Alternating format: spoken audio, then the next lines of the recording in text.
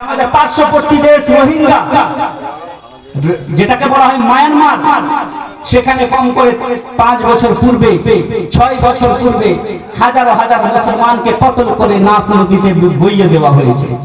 আমাদের সম্মুখে ইতিহাস আছে। পার্শ্ববর্তী আমাদের দেশ চায়নাতে মুসলমানদের প্রতি অত্যাচার করা হয়।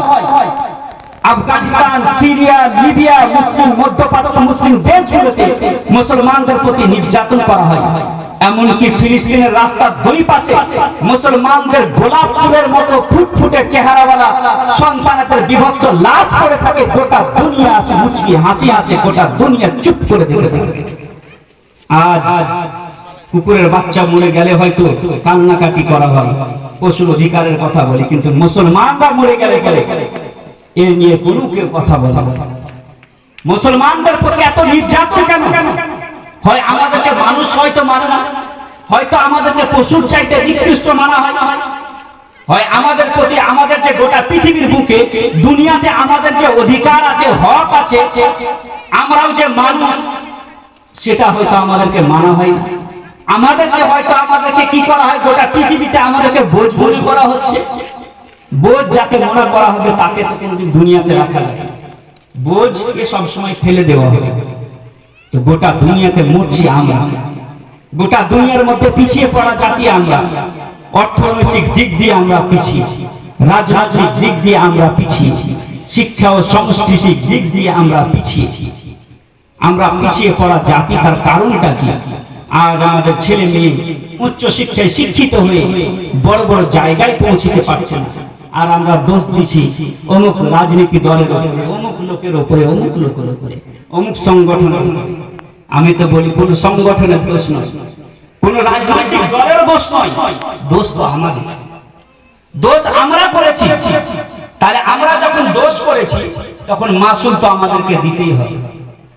আমরা যখন দোষ করেছি তখন আমাদেরকে সেই দোষের ক্ষতি, আমাদেরকে সেই ক্ষতিটা সহ্য করতে হবে। একটা ইতিহাসের একটি কথা বলি, তারপরে আমার বক্তব্য আগে বাড়াই। তাতারি কওম হেলাকু খান, চেঙ্গিজ খানের নাম আমরা ইতিহাসে পড়েছি। বগদাদের মধ্যে 18 লক্ষ মুসলমানকে হত্যা করেছিল। আর হেলাকু খান আমার আপনার মতো মুসলমানদের মাথার মিনার করে কি করেছিল, বিজয়ের জুলুস বের করেছিল। আসছে চেঁচিয়ে বলেছিল, আজকে আমি ইসলামকে শেষ করে দিলাম, আজকে বোধহয় মুসলমানদেরকে শেষ করে দিলাম। 3 দিনে 18 লক্ষ মুসলমানকে হত্যা করেছিল। দাজলা নদী রক্তে লাল হয়ে গেছে। হেলাকু খান কত সুন্দরভাবে মুসলমানদের মাথা মিনার করে জশ্ন করছিল, খুশি আনন্দ করে জুলুস বের করেছিল, মিছিল বের করেছিল।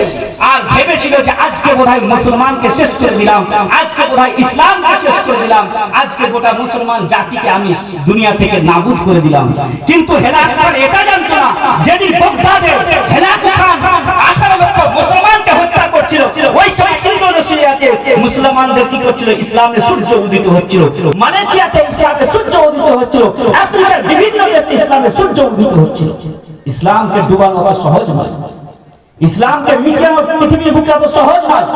পৃথিবীর বুকে অনেক মানুষ এসেছে ইসলামকে মিটানোর জন্য, কিন্তু সে নিজেই মিটে গেছে, ইসলাম মিটেনি আর মিটবেও না।